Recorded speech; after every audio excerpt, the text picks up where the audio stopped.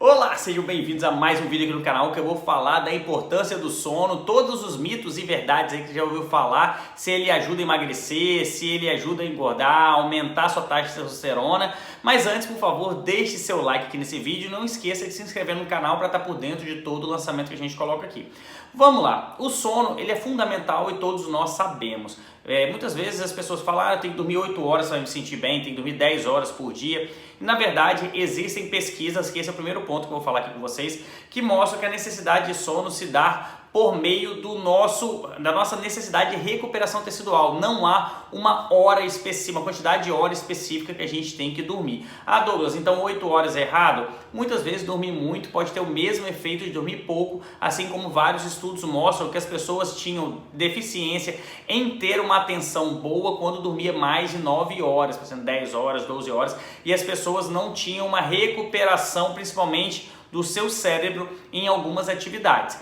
Porque seu cérebro teoricamente ficaria mais sonolento durante o resto do dia, assim como a privação de sono. Quando a gente fala de necessidade de sono, hoje a gente mudou algumas coisas, porque principalmente nós somos os únicos animais que acordamos com o despertador. Então nosso corpo não acorda a hora que quer acordar, são poucos que têm esse privilégio, porque isso seria o que era fisiológico. E outra coisa é a exposição à luz. Todos esses fatores limitam a qualidade do nosso sono. Como a gente vive dentro de um ciclo de Sol e Lua, normalmente nosso corpo ele se adaptou durante esses milhares de anos em dormir durante a noite e acordar durante o dia. E alguns hormônios e glândulas também se adaptaram a esse ciclo circadiano. Então, com isso, a gente conseguiu ter algumas adaptações. Por exemplo, quem dorme pouco ou tem muita exposição à luz tem quase os mesmos sintomas em relação ao sono. Qual o primeiro? Diminuição das taxas, principalmente dos hormônios sexuais. Pois é, então as pessoas que dormem pouco ou têm muita exposição à luz durante o sono têm uma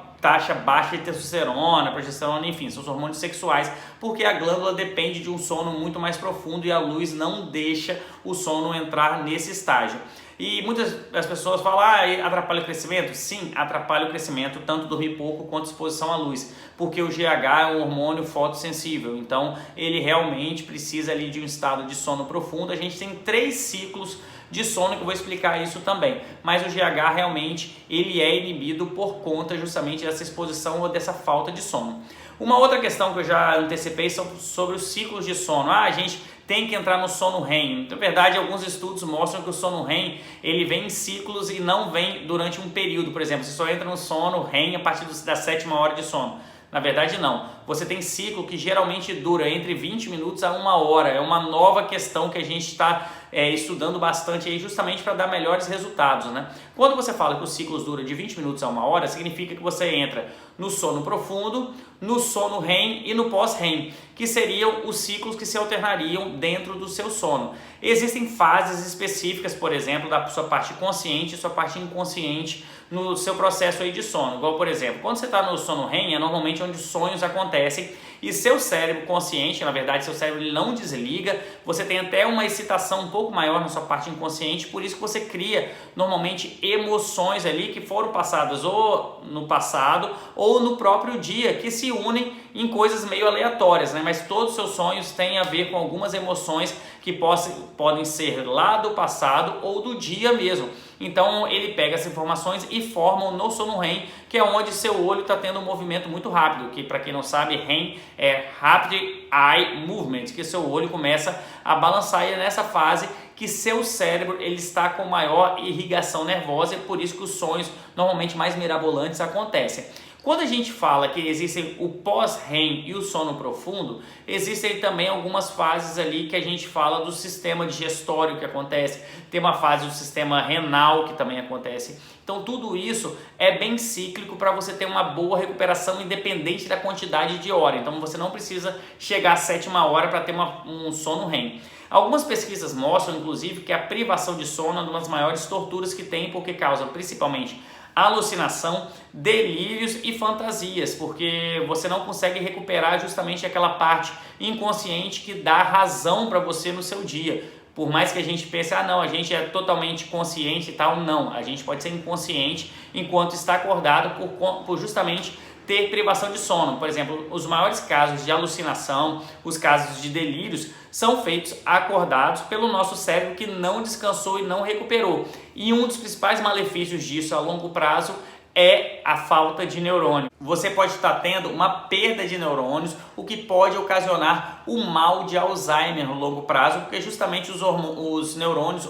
começam a comer os outros, por justamente você não ter um descanso para a recuperação tecidual. E a recuperação tecidual não se dá só no cérebro, ele se dá também principalmente no intestino, que é muito importante você fazer uma limpeza, assim como todo o corpo, mas boa parte disso é relacionado ao processo de sono profundo, assim como outras recuperações, que a gente fala recuperação tecidual, principalmente da parte muscular. E por isso que a gente fala que tem que ter um sono bem recuperativo, que por exemplo a testosterona é um hormônio altamente anabólico e ele vai agir sim muito durante esse processo de sono profundo para promover a criação de células que são células novas, mais fortes, que vai promover normalmente aí um aumento da sua secção transversa, que é a hipertrofia. Ah, Douglas, mas o que mais o sono promove? O sono promove a recuperação de água nos tecidos. Por isso que a gente tem que dormir na posição horizontal e não na posição vertical ou qualquer uma dessas posições intermediárias, porque o nosso corpo ele foi feito para ficar em descanso na horizontal, tanto que a gente tem até uma hipotensão.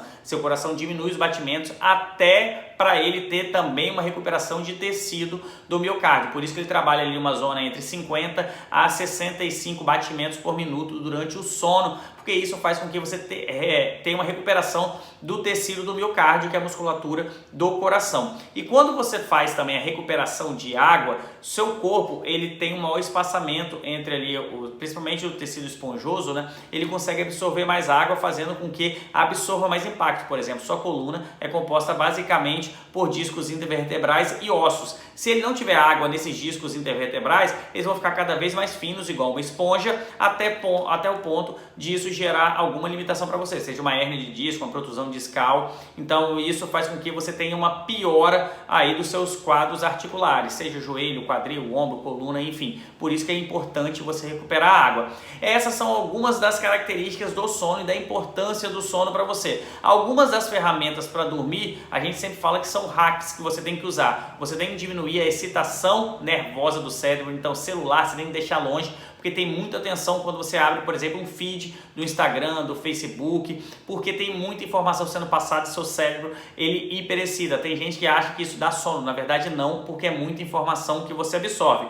Uma das outras coisas que a gente fala é usar coisas que a gente normalmente tem sono fazendo, por exemplo, ver um filme legendado, ler um livro. Isso vai fazer com que você crie uma rotina para dormir melhor e nenhum medicamento vai te ajudar tanto quanto uma rotina bem feita para o sono. E claro, atividades durante o sol, no sol, vai fazer você ter uma produção de vitamina D e aumento da melatonina. É tão importante você acordar e ter exposição ao sol e seu olho ter contato com o sol, que isso vai fazer você acordar, mas também é importante para isso te fazer dormir, que seu corpo vai entender, quando estiver escuro, ele vai sentir a necessidade de produzir mais melatonina e aí sim você vai dormir. E claro, privação de sono também aumenta seus fatores de risco para obesidade, hipertensão e diabetes. Beleza? Espero que vocês tenham gostado desse vídeo. Qualquer dúvida, deixe aqui nos comentários e não esqueça de deixar seu like para estar por dentro de todo o lançamento que a gente coloca aqui e também ajudar esse vídeo a ser entregue para cada vez mais pessoas. Até mais, pessoal. Tchau, tchau.